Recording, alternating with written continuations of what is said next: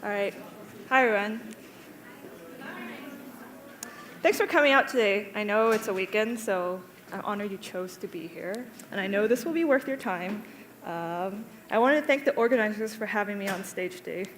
As a fellow conference planner, I know when things go awry, it's good to ad hoc and step in, so I'm happy to help do that. This is also a milestone for me. It's actually been nearly 3 years since I felt comfortable getting back on stage after a major era of harassment. So I'm really excited to show something I so deeply care about and so core to how I work. Hi, I'm Susan. If you follow me online, this is my dog, Mango Roll. She is a Shiba Inu. She looks like a fox. This is not what the talk is about, but there's another picture. There is another picture of her in my deck. If you follow me online, I'm known as Mintlodica. Mintlodica is actually my art studio. So if you've seen my work before, you've probably seen either my watercolor, pixel art, or 3D art, and my latest side project is making a keycap set. But of course, this is Techmakers, so it's probably more salient to say that I am also a product design lead and manager at Cloudflare, the Orange Cloud company. I've worked full-time in tech for about 8 years now, had several internships, and started off my college days freelancing for NASA, which is the United States equivalent of the Canadian Space Agency. I currently manage a team of product designers in San Francisco, 4 folks, soon to be 5 as of next Monday. And my job is to primarily build processes and coach my team to do their best work. Our greater design team is across 4 time zones and soon will be 14 people, and we are embedded in this larger organization of product managers and engineers. Cloudflare's audience is 10% of all the internet, so our service, in a nutshell, a huge part of it reroutes internet traffic to be more secure and more performant. So we serve about 2 billion requests every month. So you can imagine the scale and the opportunity. Customers who use Cloudflare products are small folks who have one blog, they're fashion bloggers, whatever, they have one site, they secure it, and all the way up to enterprise companies with thousands of websites that they need to make more performant and secure. So you can imagine also that hiring teammates takes up a significant amount of my time. But the thing is, this sounds all good, right? I actually joined this team not too long ago myself, last October. But the truth is, prior to this, I plateaued in my career for years. After my second year of working full-time or so, I didn't really know how to grow anymore. I knew how to do design, but I didn't know, what do I do next? How do I, level up from here? Essentially, I had a mid-career crisis, and I tried a lot of things. I tried switching teams at my old job, and then I tried switching companies 4 times. And, and then I even worked remotely full-time, traveling the world and scaling my art business. I tried a lot of different options. And then about this time last year, I hired my career strategist. She helped me figure out how to get unstuck. I thought I needed newer and more skills, design skills, coding skills, whatever. But she showed me the actual gap. It had nothing to do with my ability to do the work. It had everything to do with the perception of my ability to do the work. This is especially important because it's definitely part of my marginalized identity that this was the case and why I had to work extra hard to correct it. And all that time I thought I kind of wasted changing jobs and chasing my tail with my art business wasn't for naught in the end either.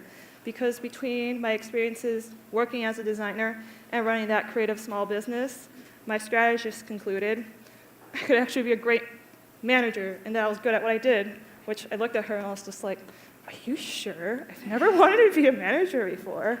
So actually, how many of you in the audience have been asked about that fork in your career? Do you want to be a maker or do you want to be a manager? Yeah. And then how many of you are still really unsure about management? Yeah, I was there too. So thanks for sharing. I hope that what I'm showing you today will make maybe some of you think about a different style of management that's not so pervasive in the tech and tech-adjacent industry. So allow me to introduce Integrative Thinking. When I learned that my natural way of approaching problems systemically had a business term, it all came together. It also made me realize that I should name things really fancy business terms and sell them for money one day. So keep that in the back of your mind. Because essentially this is what I normally have done in my career, just this way of approaching problems. So some history on integrative thinking. Roger Martin also coined the term design thinking, which I think is a little bit more known in our industries. And it really paints the picture of an authoritative creative director. So think like Steve Jobs, which is why I thought I wouldn't ever be a manager because I don't act, look, or sound or want to approach anything the way he famously did. So the origins of integrative thinking. Roger Martin and his team did extensive research for 6 years across 50 leaders. And one thing I love to highlight about the participants in his research group was that he noted that the people who practiced integrative thinking were remarkably diverse. Age didn't matter, verboseness was not a factor, you could be chill or not chill, and tropes like introversion and extroversion were debunked. These are really similar to the findings from Google's Project Aristotle. So if you aren't aware already, Google embarked on this extensive study on their teams, and they were hoping to find some sort of magical formula for the perfect team. So sugar, spice, everything nice. 1 PhD, 1 extrovert, and 1 former founder. And what they found instead was that none of that mattered. What did matter was psychological safety. Psychological safety is the highest tenet of productive and cohesive teams. Essentially, if all your teammates are able to ask each other questions, debate openly, and make suggestions, knowing that their team would be receptive and welcome their input, they would perform at their best. So when they quantified what the best meant during Google's study, when sales teams were measured by their output, teams with the highest amount of psychological safety outperformed by average, 19% better. And conversely, teams with the least amount of safety underperformed by 17%. That's a 36% delta in performance. It's why am I telling you about psychological safety? Well, let's break down the working definition of integrative thinking. So this is integrative thinking. It's the ability to face constructively the tension of opposing ideas, and instead of choosing one at the expense of the other, generate a creative resolution of the tension in the form of a new idea that contains elements of the opposing ideas, but is superior to each. That's a mouthful, so let's quickly break it down. Face constructively. To me, this means that there's a process to come out of this, a work disagreement or debate productively, a process which hopefully eliminates the fear of being shot down by a teammate, and one that should help reduce bias. Opposing ideas. So integrated thinking is dependent on this tension, so we do need this so-called diversity of thought. But of course, that alone isn't enough.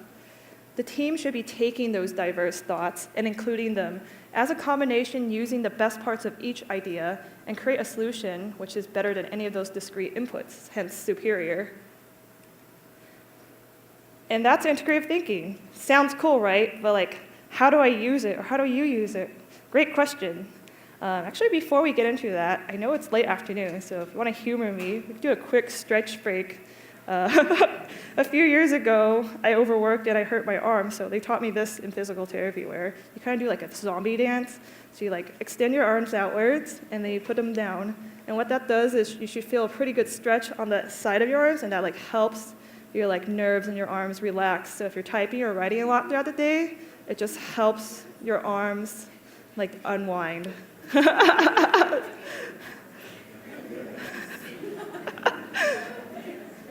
All right, thanks so much. I hope you feel a little better.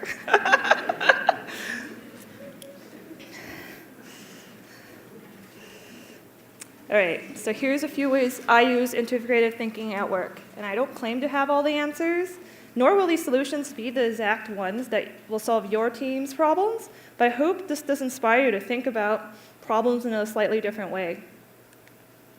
So remember when I said hiring is part of my role? It is today as a hiring manager, but it's always been part of my role. Actually, 6 months into my career, during my second job, I was asked to sit in panels and do one-on-one interviews. I considered myself pretty junior back then, so I'd be surprised if anyone in this room has yet to participate somehow in your team's hiring process. And if you're a student, expect to start hiring pretty much the day after you start. So where is all the talent? Have you heard the sentiment before? Why can't we keep the talent around? What's this big problem with regards to keeping diverse talent around? I think a lot of this has to do with the way tech approaches hiring. It's flawed, and it doesn't need to be so binary. Binary in the sense that when we're asked to evaluate people without good metrics, you kind of look at it this way: they're bad at the job or they're good at the job. And it's really hard to quantify what this means without biases and gatekeeping getting in our way. So instead of saying, are they a good culture fit, define what culture fit is for your team. How can we spell out what's bad and good for our team? How can we use integrative thinking to think of more nuanced ways to capture the metrics in our hiring process? Well, I can tell you what my team does, and hopefully there are some insights there. So the Cloudflare product design team has defined these top 3 non-job skill traits we look for in new teammates. So in addition to be able to do design, have a design process, have a toolkit to do design, we look for innate curiosity, the ability to distract, and kindness. So this is one of my favorite tools ever. These are called Johari windows. Essentially what you do is put things on a 2x2 axis, so you're looking at things at least in these 4 quadrants, right? So this skill-will matrix is a good way to measure how willing someone is to learn and how good they are at abstraction. So if they have high skill and high will, that means they're really thirsty to learn. And if they're skilled but they have low will, that means they can do the job, but maybe they don't really care. And then my favorite, dormant skill, high will, that's like someone with a lot of potential and who can learn really fast if you give them the proper structure. So on this matrix, there's a clear shoe-in category, but considering what my design team values, we would happily extend an offer to a candidate who may be earlier in their career but doesn't have the exact skill set we want if we know they're high-will learners. And we would rather do this over someone who could do the job now but isn't just interested in the space or is interested in learning stuff in general. So, as another one, since the last axes don't really look at kindness directly, you kind of layer many windows and start putting together this really comprehensive map of all the people and whatever you're considering in your problem set, right? So here's another way to look at a person who might be applying for your team. You can see if they look outwards. Do they have any self-awareness? Do they consider their peers? And how much they consider themselves? Do they have a self-confidence that purely isn't ego-driven? Ideally, we accept all confident and considerate people, but in this spectrum, we know that if we have a team of leaders who can coach and place their teammates into situations where they can thrive, you can really build that consideration of their self, build their confidence. So instead of saying a candidate is bad or good, you can also frame it in a way that looks at the long game. There are a few obvious yeses, right? Someone who fits our needs now and fits our team immediately. Okay, great, hire them now. But there's a more nuanced picture, right? For those who would be a fit for the team, but maybe because we have duplicative coverage or there's a big experience gap, it's we can build that relationship and they can come back to us in a year or two where there might be a fit again. And while it's tempting to hire a skilled person, if they don't meet the criteria for curiosity, abstraction, and kindness, it'll be hard for them to feel fulfilled at work. And it'll be hard for our team to integrate them. So it's really not a good fit in that sense. So this really helps us think about these things, right? And draw the line of okay, technically you can do the job, but here's some really clear feedback of why maybe you go look somewhere else. So when you layer all these windows together, you have a ton of candidates come through and you have this process. You can see a distribution and a trend that may look something like this. In our world, we've really figured out how to identify what's a fit and what isn't, and really have more confidence when we do have someone join our team to onboard them and really nail that process. And this is also helpful to give thorough feedback to people we do pass on. And in most cases, they've been really grateful to hear specifics instead of being ghosted after applying to our team, and then they can use that feedback to figure out where to go next, somewhere that would suit their needs and best interests. So integrative thinking enables us to approach a process like hiring more holistically. Great, now that you've hired the right team, let's get them to work. So integrative thinking, again, depends on having these multiple working hypotheses.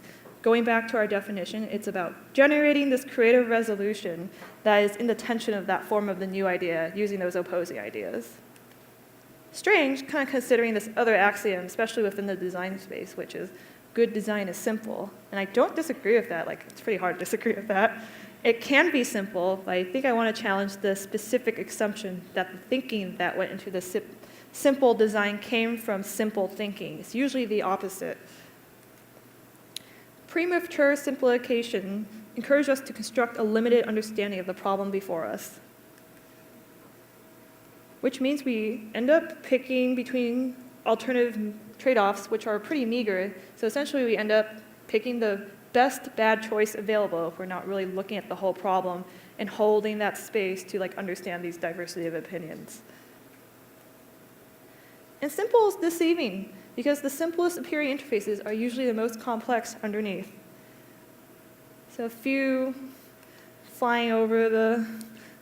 general examples. So for example, if your company wants to translate their website and localize it, and everything's tightly in this grid, right? And then, oh no, you have to translate English into French, and things start falling out of the bounds. What do? You can't just remove things. Similarly, if you need to record information, maybe it's first and last name. Pretty easy to add a record. But in Cloudflare's case, we have a bunch of DNS tables where people have to add different records for their website. So it's easily more than 2 fields. What happens here? You can't just add it. And then because each record could be saved, right? What happens when your Blogger user becomes an enterprise user? So looking at these things so binary isn't super helpful to figure out how to make this so-called once originally simple design a lot more complicated to hold that amount of complexity. And I always like to remind people I work with that minimal isn't the only viable aesthetic. Clutter can be effective information density. Noisy is bold and striking. This is especially pertinent in cultures in the Middle East and Eastern cultures. Not being able to hold that both of these worlds are viable and can exist at once will limit you and your team's ability to problem solve. And this is especially important if you or the company you work for is global or would like to grow globally one day. So the world is a place with an infinite number of branching paths. Why settle for bad or worse alternatives at the first look when you look at this problem and it seems like there's choice A or choice B? Okay, so the last general section I'll go over is fulfillment. Some teams call this retention. So of course, hiring and working together means little if everyone's continuously looking at the door hoping to leave the company one day. So let's touch on a few strategies to create a fulfilling workplace. So the authors of Integrative Thinking like to shop around this idea of a Renaissance team. Why? Functional specialization kind of undermines the productive architecture, they say. And because we have to keep in mind the whole system while working on individual parts, teams who balance each other out and kind of step in with different unique points of views means that Renaissance teams can really drive the accelerate faster towards a creative resolution. So I have even more windows for you. So you can staff your teams thoughtfully to cover these gaps and really encourage them to become that Renaissance theme. So you can think of each project relative to how much effort it is and how visible it is. And you'll want to make sure that high effort projects don't burn your team out, especially when it falls under the category of work where it's relatively invisible. So in that world, you want to pay attention more to the left and the right. And then of course, there's low effort projects and low effort, high visibility projects. And those tend to be really shiny for a reason. You just want to be really cognizant that one person isn't doing all those projects and spread that equitably throughout your team. And another way to map things out is taking it off the company's perspective of what's visible and such, right? And look at what gives each person energy. So depending on the person that you're managing or is just on your team, you can look at each project and see is this something that gives them energy or is this kind of a drain for them? And you can broaden how we think about staffing work and create a plan that really covers their natural drive and everyone's ability to work together. So again, you have those windows and perhaps some other frameworks and just get this better view of okay, instead of saying this is a shitty project to be on, this is a really cool project to be on, have this more nuanced view of what's a great fit for this person versus that person. This is a good fit, this is a stretch, so maybe they need some mentorship or extra support, and really think about it in terms of that way. So, like we said before, inclusivity has to be a core tenet in an environment where conflicting ideas are appreciated. Of course, that's easier said than done. How can we set this up for it to happen? I have an idea. You can't get promoted unless you integrate your teammates, which is like my dream. If I can help it, this will be the case. So one thing my team has as a work in progress is our own code of conduct. Like the workplace is essentially a conference you're at for 8 hours a day, 5 days a week, a lot of time. So having a shared, understood ground is helpful. So my product design team's code of conduct extends on our company's handbook and has specifics that apply to us as UX practitioners. So there's like a whole section on giving good critique and receiving critique feedback and like on apologizing properly. So another thing we have as a work in progress is writing inclusion in as an actual like skill in our career ladder. And this was inspired by a blog post by Chelsea Troy. They keenly observed that inclusion training was not enough. Because there's like no incentive in the workplace after you leave that special training to practice skills such as moderation, solicitation, and attribution. So moderation is facilitating smooth and democratic meetings, especially if you ever sat in a team meeting or like a group project where one person goes blah, blah, blah, blah, blah, and you wish someone just told them to, give the floor to someone else. So that's the skill here. Solicitation, actively seeking out feedback and diverse stances. As an introvert myself, sometimes I just take forever and a half to think of a thoughtful reply, and then before I know it, the meeting's over. So if you're the person facilitating or the agenda keeper of the meeting, that's one thing you can do to step in and really make sure that all your teammates are heard, whether that's asking them ahead of time if they have anything to add, or like if you see someone thinking really hard, kindly, gently ask them if they have something to add. And attribution, crediting your teammates and sources of inspiration which shape the work. So this is like an interesting line to toe, right? Because you definitely want to, especially as a marginalized person in tech, own what you do and also give credit to the people who really helped you get there. So both things are important. So why do we proactively seek differences? That's because everyone has a stance, and stance is how you see the world around you and how you see yourself in that world. There's like an update blocking my notes. Okay, the beautiful thing is that actively practicing inclusion refines your own stance, so you can be selfish, and it's like, this is going to make you grow faster as an individual, and your stance will become nuanced over time. And that stance is mutable, since it's not just about you individually, but about your community and your cultures and how they all come together. Integrative thinking can be this underlying thread to bring you and your teammates' individual stances together to create a safe space to consider all these thoughts. And together you can move forward with the solution to the business problem or whatever other problems you may be solving in life. And hopefully that solution, because we're practicing this inclusion and trying to hold all these thoughts together without giving into the temptation to simplify immediately, you come out with a better resolution that's better than any of the discrete parts that went into it. This framework is really for you in your own unique context, which means you will have your own unique solutions. Thanks so much.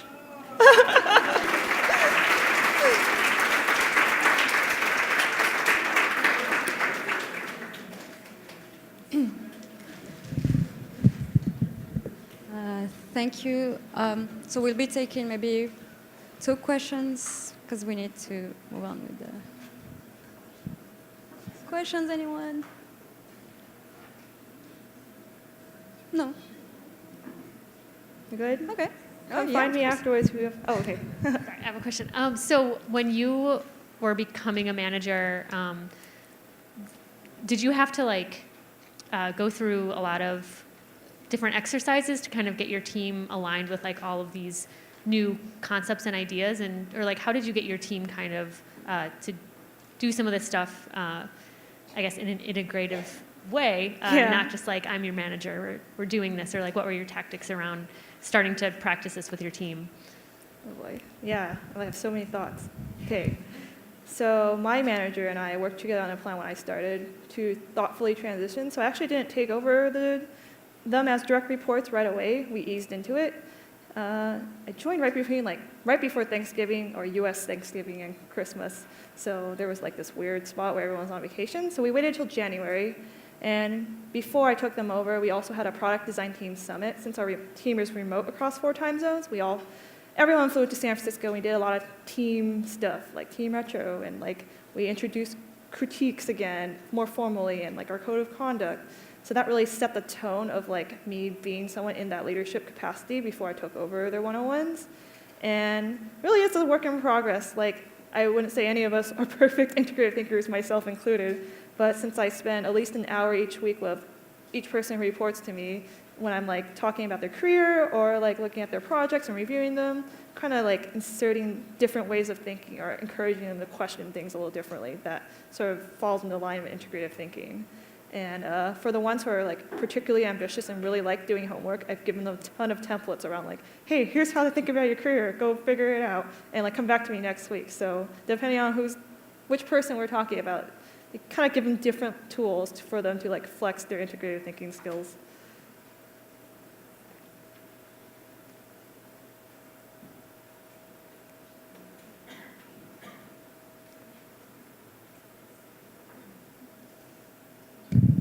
All right, so let's thank our speaker again. Thank you. Thanks.